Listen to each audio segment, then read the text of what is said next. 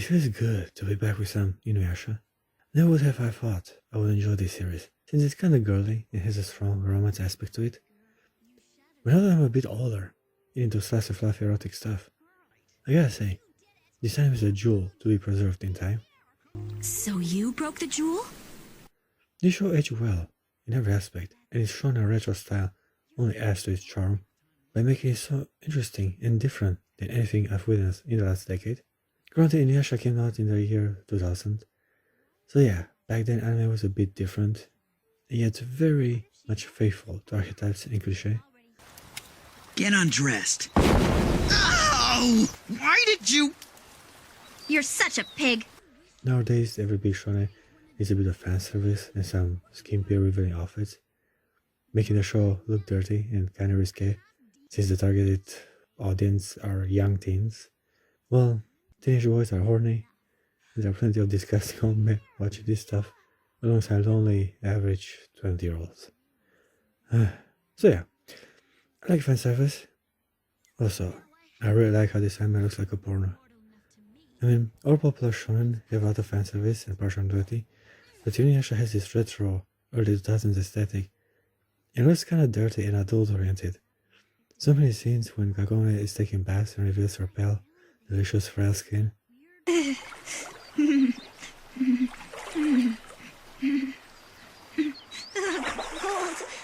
She's so white and beautiful, and not so disappointed in her body. It's just the whole atmosphere of the show feels a bit R-rated. The monster design and how they act around Kagome is also a bit dirty. Like this said-to-be naked lady who dragged her into this medieval porn reality. I'd almost given up hope. She licks her face, which should be gross for a normal individual. However, I'm a depraved pervert who enjoys seeing beautiful, slender brunettes be molested by monsters. So I really love this art.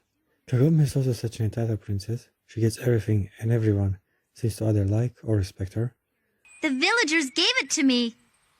Why not come down from there and help me eat it? For just being pretty and mean. Yeah, Kagome is rather dominant and stuck up. She has it easy her whole life, because she does know to be naughty and dominant no matter the circumstances. Kikyo-sama's come back just as she left. She talks back to authorities and even bosses people around. Her beauty and demeanor make thugs obey her, and even the people who don't like her are somehow forced to respect her authority. InuYasha, for example, acts like a total tsundere towards her, even tries to teach her a bit of humiliation. Want me to scratch your back? You really tried to hit me just now, didn't you? But even he is tamed by her, thanks to his necklace. Sit, boy.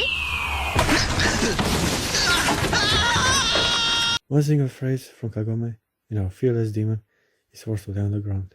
When I was younger, I was on InuYasha's side and kinda disliked Kagome's power over him. Now that I'm a bit older, and I like dominance and other weird, disgusting things, I say I really like how Kagome is such a princess who gets everything and uses her beauty to make people obey her wishes. This anime was released 2 decades ago, and it kinda resembles Berserk in its concept and art style. It has this mature appeal, and even though it does not have the spicy, questionable elements of Berserk, the demon design and pornographic-looking entities are strong resemblance to the time when fantasy genre was as popular as being teleported to another dimension is today.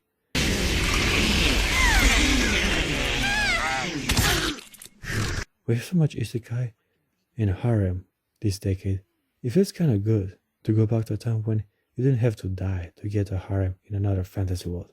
Speaking of passage to another world, InuYasha has this well, which serves as a portal between worlds. At the beginning, Kagome was an average, wealthy, popular, and beautiful, healthy young lady.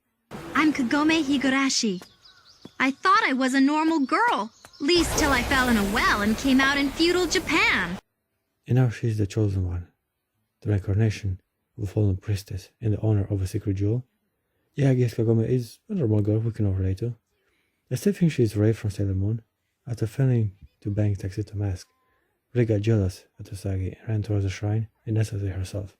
And well, you know what happened next. She became Neo in the Matrix. Granted, she doesn't have superpowers, but many things fall in place just perfectly for her to survive and leave a mark on the people around her. Stop that! Ow! No! The action in the anime is kinda disappointing. It's not a typical shonen, where the main dude gets stronger and stronger after each encounter until he can blast planets with his sword. Here we have a more subtle approach and more witty side to each monster enemy they encounter. Speaking of which, I really like the variety we got so far. The centipede naked woman with nice round heads. We have this weird, seductive, casually dressed ninja chick who uses strings to trap and terrorize her opponent, where she can tie me up and punish me anytime. If a beautiful girl like her is the one inflicted the pain, I'll only feel the pleasure. Now this episode, we get to see Kagome naked, and she also manages to finally go back home to modern day Japan, where she gets naked yet again to take a bath. Ah, shampoo, it's a good thing. I like InuYasha. So much character and story.